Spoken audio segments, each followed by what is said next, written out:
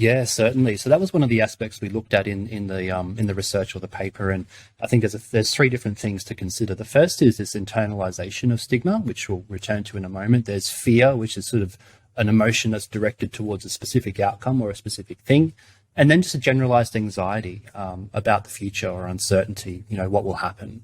So if we go back to the internalization of stigma, it's really this sort of feeling of guilt, of shame, or self-doubt. That I'm illegitimate, or that I don't have a valid concern, that I'm being dishonest potentially as an injured or ill worker, that it's not that bad and I can cope with it if I just, try harder or I do better or I, take care of that injury myself. So I think that's internalization, that there's something perhaps inherently wrong with me as a worker. I need to, take that responsibility myself rather than involving my employer or others.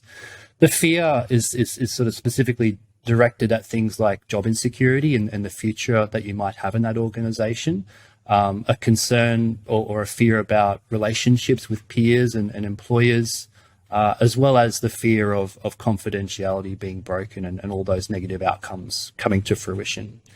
And lastly, the anxiety, I think, is sort of generalized in the sense that it's this anxiety about rejection from the group or rejection from my tribe, my collection of colleagues and peers that I'm sort of working with, this sort of primal response that we might feel as a result of being injured or ill at work, that I might be kind of cast aside, unfortunately, and the organization moves on without me.